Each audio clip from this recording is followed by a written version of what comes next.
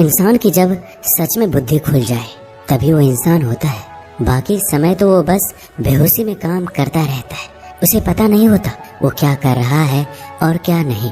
भले इंसान कितना भी बुरा काम कर ले, लेकिन अगर उसे किसी भी क्षण पश्चाताप हो जाता है तो वो अपनी जिंदगी में बहुत कुछ बदलाव ला सकता है। जीवन में अगर आपको लगता है कि मैंने बहुत से बुरे काम किए हैं और इन गलत कामों को सुधारने के लिए कोई भी विकल्प नहीं है, तो गौतम बुद्ध के जीवन की एक कहानी एक बार आपको जरूर सुननी चाहिए। एक दिन बुद्ध एक गांव में भिक्षा मांगने के लिए जाते हैं। उस गांव में पहुंचते ही देखते हैं कि पूरे गांव में सन्नाटा है। दूर दूर तक कोई भी आदमी नजर नहीं आ रहा है। उस गांव के पहले द्वार पर जाते हैं बुद्ध और कहते हैं भिक्षाम देहि, परंतु भीतर से कोई बाहर नहीं आता। बुद्ध दूसरे द्वार पर जाते हैं परंतु कोई दरवाजा नहीं खोलता। तीसरे द्वार पर जाते हैं लेकिन वहां से भी कोई बाहर नहीं आता। फिर अचानक से एक दरवाजा खुलता है जिसमें एक व्यक्ति बाहर निकलता है और वह जल्दी से बुद्ध का हाथ पकड़ता है और उन्हें अपने घर में ले जाता है और कहता है क्षमा करें बुद्ध, परंतु आप इस समय बाहर नहीं जा सकते। उंगली माल को इस गांव की सीमा पर देखा गया है। सभी गांव वाले डर के मारे अपने अपने घरों की खिड़कियां दरवाजे बंद कर बैठे हुए हैं। बुद्ध उस व्यक्ति से पूछते हैं कौन है ये उंगली माल और उससे इतना भय क्यों है। वह व्यक्ति कहता है उंगली माल एक राक्षस है। उसे जो भी मनुष्य मिलता है, बच्चा, वृद्ध, स्त्री या पुरुष, यहाँ तक कि सन्यासी भी, वह किसी को नहीं छोड़ता। महाराज प्रसन्नजीत के सैनिक भी उससे डरते हैं। बुद्ध उस व्यक्ति से पूछते हैं क्या वो ये सब धन के लालच में करता है। वो व्यक्ति कहता है नहीं, धन का उसे कोई लालच नहीं है। वो जब भी किसी मनुष्य पर वार करता है तो उसकी उंगली काट कर अपने गले की माला बनाता है, इसलिए उसका नाम उंगली माल पड़ गया है। और हमने तो ये भी सुना है कि जब उसके गले की माला में 100 उंगलियां पूरी हो जाएगी तो उसकी विनाशक शक्तियां और भी बढ़ जाएगी। बुद्ध कहते हैं आभार आपका जो आपने मुझे उसके बारे में बताया। फिर वह व्यक्ति बुद्ध से कहता है कृपा करके आप बाहर ना जाइए क्योंकि वो आप पर भी वार कर सकता है। बुद्ध कहते हैं भय से अपनी राह छोड़ दूं ऐसा मैंने कभी नहीं किया। मुझे भिक्षा मांगते देख जन जन के हृदय में उंगली माल का भय कम होगा।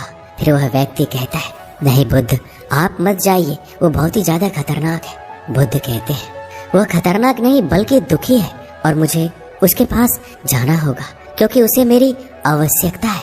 इतना कहकर बुद्ध उस व्यक्ति के पास से चले जाते हैं। कुछ दूर चलने के बाद बुद्ध वन में प्रवेश करते हैं। वन में चारों ओर एक सन्नाटा छाया होता है। दूर दूर ना तो कोई मनुष्य और ना ही कोई पशु पक्षी दिखाई दे रहा होता है, परंतु बुद्ध अपने मार्ग में आगे बढ़ते रहते हैं। अचानक बुद्ध के सामने उंगली माल आकर खड़ा हो जाता है। उसका रूप इतना डरावना होता है कि कोई भी व्यक्ति उसे देखकर ही भयभीत हो जाए। उसके गले में उंगलियों की माला होती है, चेहरा और हाथ रक्त से सने होते हैं और शरीर बलशाली होता है। उसका रूप इतना भयानक होता है कि किसी भी साधारण व्यक्ति के प्राण उसे देखते ही निकल जाए, परंतु बुद्ध पर उंगली माल के इस डरावने रूप का कोई असर नहीं होता। बुद्ध कुछ क्षण तक एक शांत मुस्कुराहट के साथ उंगली माल की तरफ देखते हैं और फिर उसके बगल से निकलकर अपने मार्ग में आगे बढ़ जाते हैं। बुद्ध को ऐसा करते देख उंगली माल को ये समझ नहीं आता है कि उसके साथ ये क्या हो रहा है।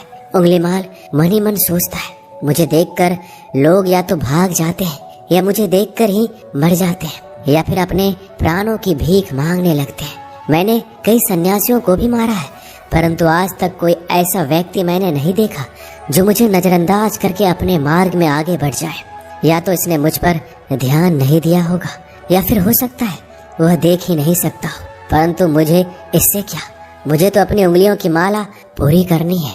उंगली माल बुद्ध को आवाज लगाता है ओ साधु रुक।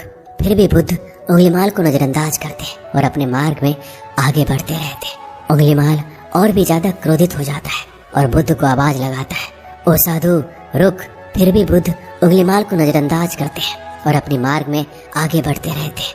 उंगली माल तीसरी बार बहुत ही ज्यादा क्रोध में भरकर आवाज लगाता है ओ साधु रुक। फिर बुद्ध रुक जाते हैं। उंगली माल बुद्ध के पास जाता है और उससे कहता है सन्यासी, तू मेरे आदेश के बाद भी रुका क्यों नहीं। बुद्ध कहते हैं मैं तो बहुत पहले ही रुक चुका हूँ, तुम भी चलते जा रहे हो। उंगली माल ये समझ नहीं पाता है कि बुद्ध क्या कह रहे हैं, परंतु वह इतना जरूर समझ जाता है सामने खड़ा व्यक्ति उससे थोड़ा भी डर नहीं रहा है। उंगली माल बुद्ध को डराने के लिए चिल्लाकर पूछता है साधु, तुझे मुझसे भय नहीं लग रहा। मैं आदि मानव हूँ। बुद्ध कहते हैं नहीं, तुम मानव हो। बुद्ध की ये बात उंगलीमाल के हृदय पर लगती है। जीवन में पहली बार उसे किसी ने मानव कहा था, परंतु उंगलीमाल इस बात को नजरअंदाज करने का प्रयास करता है और बुद्ध से पूछता है, साधु ऐसा तूने क्यों कहा? तू कब का रुक चुका है, जबकि तू तो चल रहा था। तूने ये क्यों कहा कि मैं नहीं रुका? बुद्ध फिर से कहते हैं, मैं बहुत पहले ही रुक चुका हूँ, यानी मैंने ऐसे बुरे कर्म करना बहुत पहले ही छोड़ दिया है जिससे किसी भी व्यक्ति को कष्ट पहुँचता है। सब जीना चाहते हैं, बस तुम्हें उन्हें करुणा से देखने का प्रयास करना है। बुद्ध के ये शब्द उंगलीमाल के हृदय पर दोबारा से चोट करते हैं, परंतु वह दोबारा बुद्ध की बातों को नजरअंदाज करने का प्रयास करता है और इस बात को वह क्रोध में भरकर बुद्ध की गर्दन पर अपनी तलवार रख देता है, जिससे वह लोगों की हत्या क्या करता था और बुद्ध से चिल्लाकर कहता है, नहीं, मानव में ना तो प्रेम है ना ही करुणा, सिर्फ छल और कपट है, इसलिए मैं सबकी हत्या करूंगा और किसी को भी जीवित नहीं छोड़ूंगा। बुद्ध कहते हैं, तुम्हें लोगों ने बहुत दुख दिया है। उंगलीमाल, क्रूरता मनुष्य अज्ञान के कारण ही करता है। ईर्ष्या, द्वेष, मोह, माया ये सभी अज्ञान के ही संतानें हैं, परंतु वह व्यक्ति ही है जिसमें दया, करुणा, सद्भाव और समझ का उदय भी होता है। उंगलीमाल, अगर इस जीवन में क्रूर और निष्ठुर लोग हैं तो दयावान भी है। बस तुम्हें अपनी आंखों से इस अंधेपन की पट्टी को हटाना होगा जो केवल तुम्हारी बुराई ही देखती है। तीसरी बार बुद्ध के शब्द सुन उंगलीमाल का खुद पर से संयम हट जाता है। उसे समझ नहीं आ रहा होता है पहली बार उसका आपा इतना कमजोर क्यों महसूस हो रहा है। वह कोशिश तो करता है क्रोध करने की, परंतु कर नहीं पाता। वह बड़ी हिम्मत जुटाकर क्रोध करने का नाटक करके बुद्ध से कहता है कि तुम और व्यक्ति जैसे नहीं हो। बुद्ध कहते हैं, मैं हर व्यक्ति जैसा ही हूँ, बस जागृत हूँ और ये सिद्ध कर रहा हूँ कि हर व्यक्ति में जागने की क्षमता है। मेरी मार्ग क्रूरता को दया में परिवर्तित करता है। उंगलीमाल, अनजाने में घृणा के पथ पर हो, बस इस क्षण रुक जाओ। तुम्हारे भीतर भी ये क्षमता है कि तुम दया और करुणा के पथ पर चल सको। इतना सुनते ही उंगलीमाल के हाथ से तलवार नीचे गिर जाती है। उसकी आंखों से आंसू बहने लगते हैं। भला कोई कब तक बुद्ध को अनदेखा करेगा। उंगलीमाल रोते हुए बुद्ध से पूछता है, क्या आप वही हैं जिन्हें लोग बुद्ध कहते हैं, जो लोगों को मुक्ति के मार्ग पर चलना सिखाते हैं? फिर बुद्ध कहते हैं, हाँ मैं वही हूँ और तुम्हें भी मुक्ति के मार्ग पर ले जाना चाहता हूँ। फिर उंगलीमाल कहता है, परंतु मैं अब बहुत दूर निकल चुका हूँ। मैंने बहुत सारी हत्याएं की हैं और बहुत पाप किए हैं। मैं अब चाहकर भी वापस नहीं लौट सकता और मेरा लौटना असंभव है। बुद्ध कहते हैं, असंभव कुछ भी नहीं, जब जागो तभी सवेरा। उंगलीमाल कहता है, अब मैं पुनः जीवन की ओर नहीं लौट सकता, बहुत देर हो चुकी है। बुद्ध कहते हैं, उंगलीमाल, तुम्हें इतनी चेतना है कि तुम जानते हो कि जो तुमने किया वो बुरा था। इसका अर्थ यह है कि तुम जानते हो कि क्या अच्छा है और क्या बुरा है। उंगलीमाल, जिस दिन से तुमने अच्छा कार्य करना शुरू कर दिया उस दिन से तुम्हारा एक नया जीवन शुरू हो जाएगा। फिर उंगलीमाल कहता है, मैं जितने भी अच्छे कार्य क्यों ना कर लूं, परंतु लोग मुझे उस दृष्टि से देखेंगे और मुझे चैन से जीने नहीं देंगे। बुद्ध कहते हैं, उंगलीमाल, अगर तुमने हिंसा का मार्ग छोड़ा तो मैं तुम्हें मार्ग दिखाऊंगा और मैं तुम्हारा संरक्षण करूंगा और मैं तुम्हें लोगों की घृणा से बचाऊंगा। बस पहला कदम तुम्हें ही उठाना होगा। उंगलीमाल पूछता है, क्या ये सही में हो सकता है? बुद्ध कहते हैं, अवश्य हो सकता है। तुम में असामान्य बुद्धि है, तुम परम सत्य के पथ पर बहुत आगे जाओगे। उंगलीमाल रोते हुए बुद्ध के चरणों में गिर जाता है और बुद्ध से कहता है, मैं आपको वचन देता हूँ, मैं सारे अपने बुरे कर्मों को छोड़ दूंगा, आपके पीछे करुणा के पथ पर चलना सीखूंगा। कृपा करके आप मुझे अपना शिष्य बना लीजिए। बुद्ध कहते हैं, मैं किसी को अपना शिष्य नहीं बनाता, व्यक्ति स्वयं मेरे संग से जुड़ते हैं। उंगलीमाल उसी समय बुद्ध का भिक्षु बन जाता है। बुद्ध का भिक्षु बनने के बाद उसका नाम अहिंसक पड़ जाता है। बुद्ध ने जैसा उसका नाम रखा था जीवन में ठीक वैसा ही वो बन चुका था। जब अहिंसक प्रथम बार अन्य भिक्षुओं के साथ एक गांव में भिक्षा मांगने के लिए जाता है तो गांव के कुछ लोग उससे बदला लेने के लिए उसे लाठी डंडों से पीटने लगते हैं। जब ये बात बुद्ध को पता चलती है तो वो तुरंत उसे बचाने के लिए उसके पास पहुंचते हैं और अपने शरीर को उन लाठी डंडों के बीच में ले आते हैं जो अहिंसक को पर रहे थे। बुद्ध को देखकर वो गांव वाले डंडे और पत्थर मारना बंद कर देते हैं। सभी लोग बुद्ध से कहते हैं, बुद्ध, क्यों आप इस हत्यारे उंगलीमाल की रक्षा कर रहे हैं? ना जाने कितने लोगों की जानें ली है इसने। बुद्ध कहते हैं, अब यह उंगलीमाल नहीं है, बल्कि इसका नाम अब अहिंसक है। अब यह आपकी तरह ही एक मानव है। गांव वाले कहते हैं ऐसा आदमी कभी नहीं बदल सकता। बुद्ध कहते हैं ये बदल चुका है, बस आप सभी लोग इसे पुरानी दृष्टि से देख रहे हैं। बुद्ध कहता है यदि यह उंगलीमाल होता तो क्या आप सभी में से किसी में इतनी साहस या बल होता कि कोई इसे एक उंगली भी लगा सके? ये आपका हर वार खाता रहा, क्या इसने आप पर पलटकर वार किया? नहीं ना। क्या यह परिवर्तन आपने नहीं देखा? आज इसने अपना लहू बहाकर अपने सारे बुरे कर्मों को धो डाला है। आप लोगों से इतनी मार खाने के बाद भी इसके आंखों में आप सभी के लिए क्रोध नहीं है। क्या ये बदलाव आपको नहीं दिख रहा है? ये तो बदल गया है, परंतु आप कब बदलोगे? इतने में ही उन गांव वालों में से एक स्त्री कहती है ये परिवर्तन मैंने स्वयं देखा है। वह स्त्री गांव वालों से कहती है आप में से ऐसा कौन है जो दूसरों के दुखों में दुखी हो, दूसरों की पीड़ा सहन ना हो तो उसे हर प्रकार की सहायता प्रदान करे? और ऐसा अहिंसक ने किया है। 2 दिन पहले एक व्यापारी अपनी पत्नी को ले जा रहा था और उसकी पत्नी प्रसव पीड़ा से व्याकुल थी। उस समय मैं पास से ही गुजर रही थी, इसलिए मैं भी दौड़ी दौड़ी आ गई। उस स्त्री की पीड़ा बढ़ती ही जा रही थी। घना जंगल होने के कारण उसे कहीं ले जाया भी नहीं जा सकता था। तभी ये भिक्षु वहाँ पहुँचा और मुझसे पूछा क्या हुआ बहन?